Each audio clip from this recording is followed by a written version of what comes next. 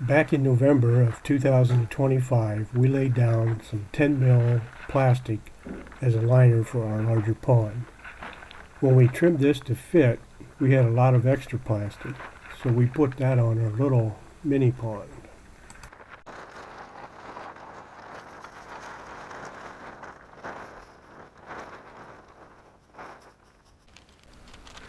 Then we trimmed that to fit.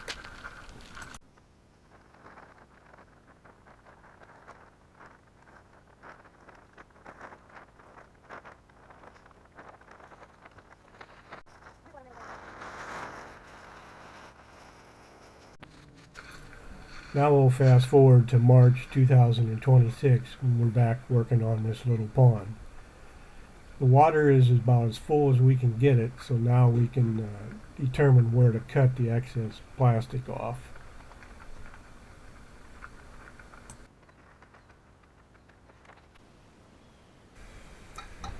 I'm using the post hole digger to dig a ledge around the top of the pond so as to not to knock the dirt into the pond. This is where we'll place the rocks.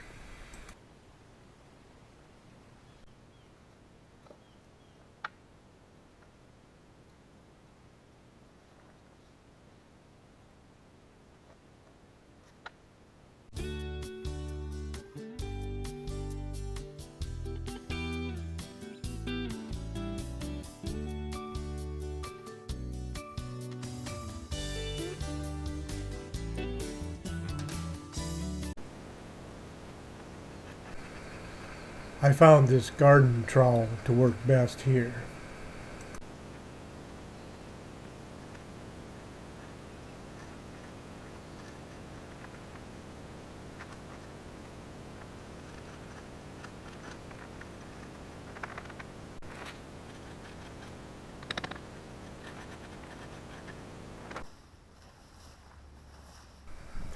Now we can trim some more of the plastic.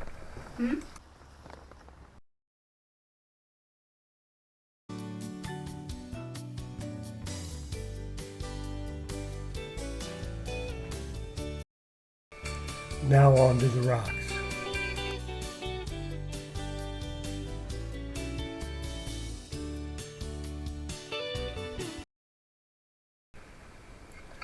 A little more ledge work is needed here.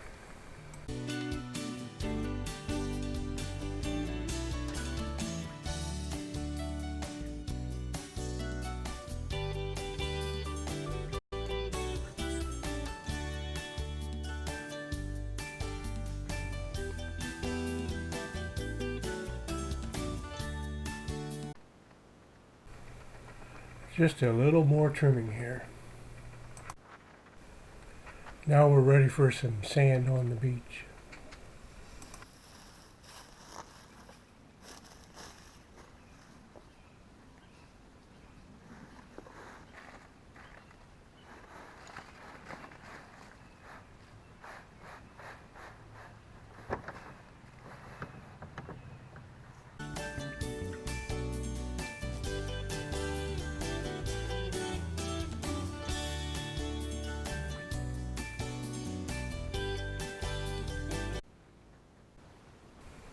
Load number 2.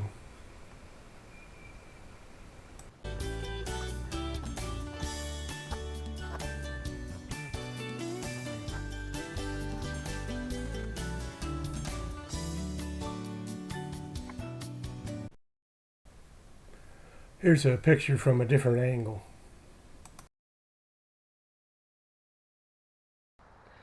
So I want to plant some grass seed around this little pond, and before I do that I'm going to take the tiller and scratch up the surface.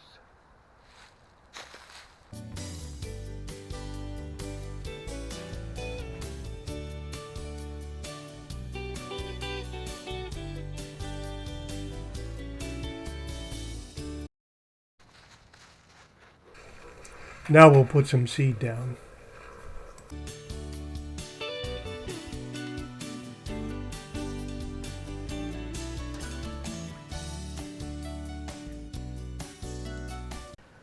It's supposed to rain tomorrow, so I'm going to put some wood chips down in place of straw, see if I can hold some of the seed in here during the rain.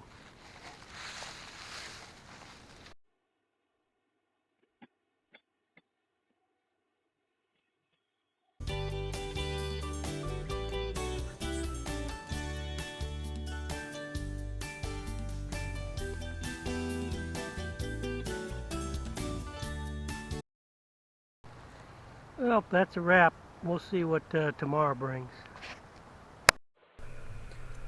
While I had the rye seed out, I decided to put some around the larger pond too. You can see how low the water is. We just haven't had much rain here, which is going to be some redesigning of this pond in the future. Even with the liner, it doesn't hold water. So I discovered a hole in my plastic by accident. Since it's going to rain tomorrow, just for the heck of it, I'm going to take some of this hot melt glue and try to patch the hole. Probably not a very permanent patch, but we'll see how it works. So first thing I'm going to do is plug in the hot melt glue gun, then I'll go clean up the area.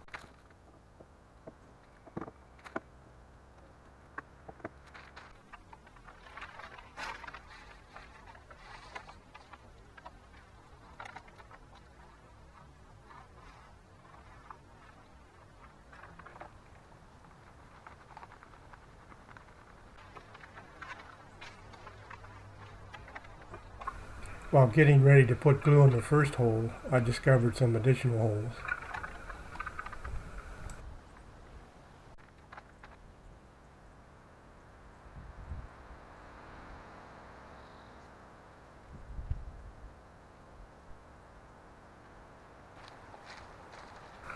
At this point, I'm finding additional holes that I didn't know were there.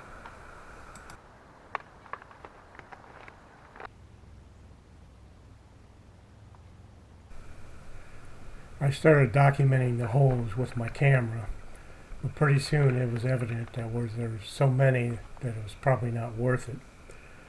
So pretty close to this time that we decided to kind of abandon this as being the main pond and concentrate on the little pond. I'm going to hook up the dethatcher and loosen up some dirt before I put some more rye seed down.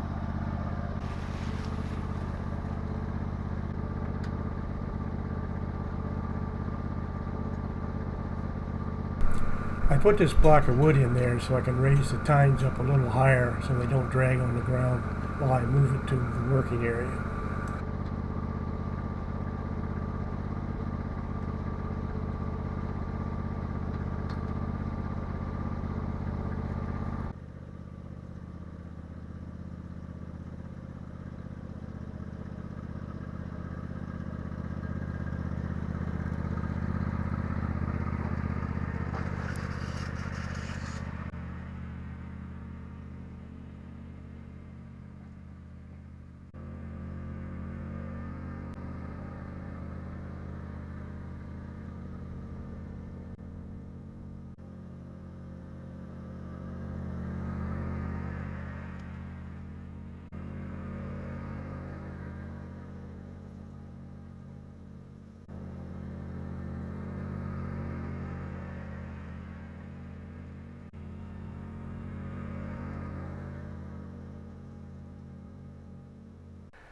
Now we'll put some rye seed on.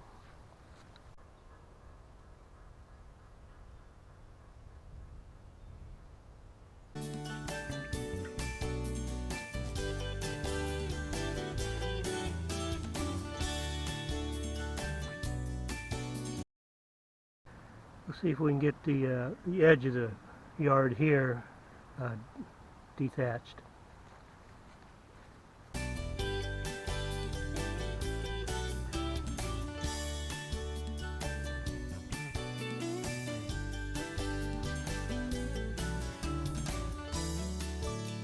Okay, now we'll put some rye down.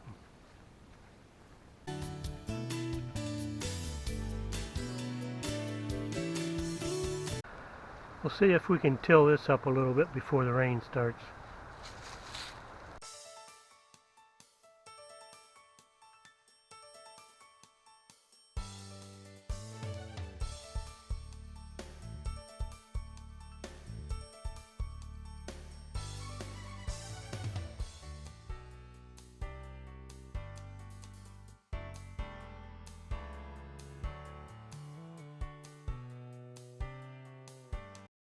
Now we'll put some ryegrass seed down.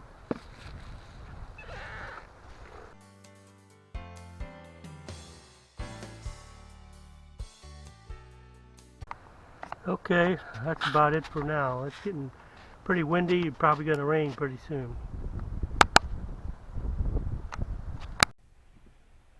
When I don't feel like working on any projects, what I do is I go outside and I pick up pine cones and sticks.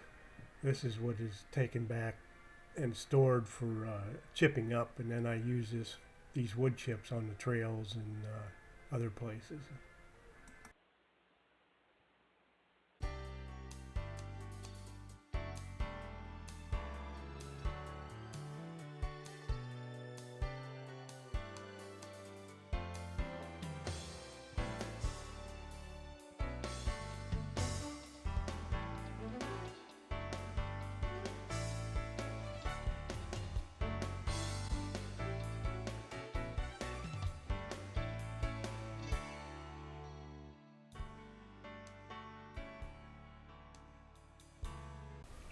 Once I get a full cart, I take it back and put it on top of my picnic table. That allows me to easily grab it from the top of the table and then put it right into the chipper machine.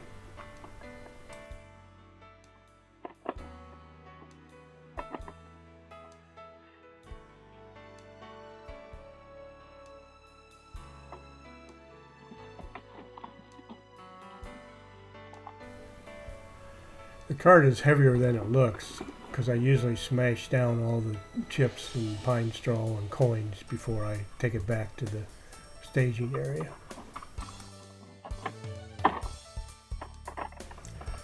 Now I'll take the cart over and fill it up with some wood chips that I had processed earlier.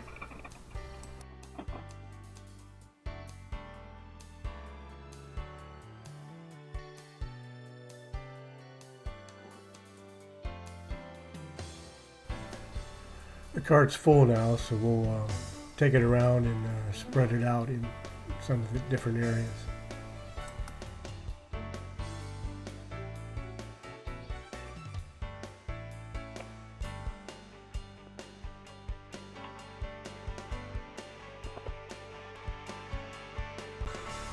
Scrape away some of the pine straw and leaves that have accumulated over the winter.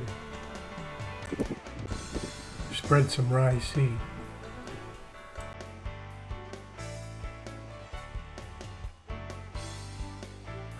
And finally, the wood chips.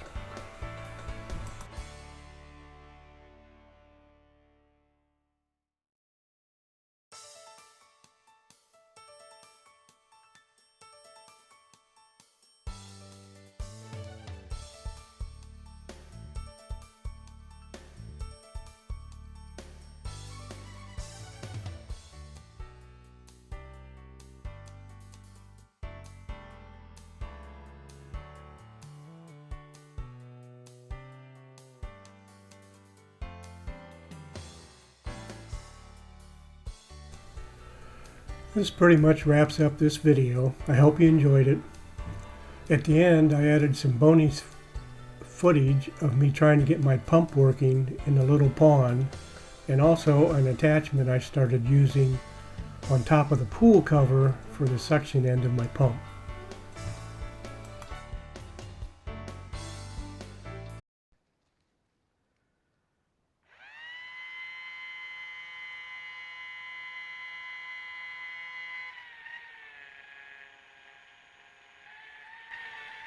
So I unplugged the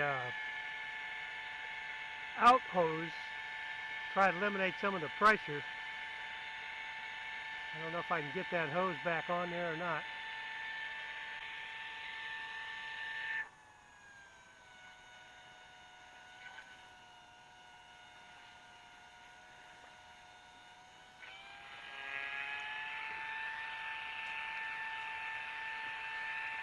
That obviously didn't work. Just one more try here, see what happens.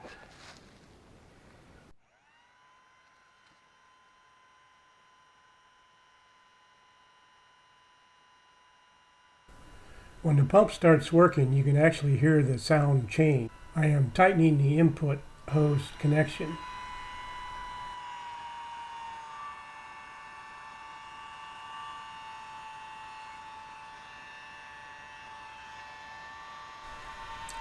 You can hear when it finally loses its suction.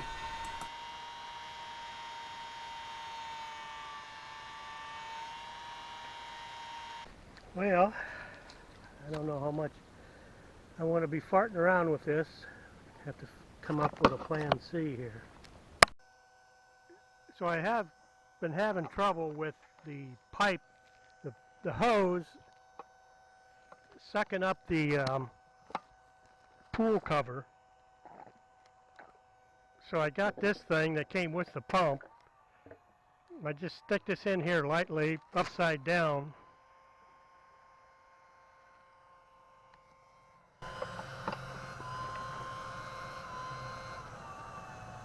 You can hear it finally change the noise on the pump. Now I think it's working. So I guess a more permanent solution of that type or that arrangement is probably in order.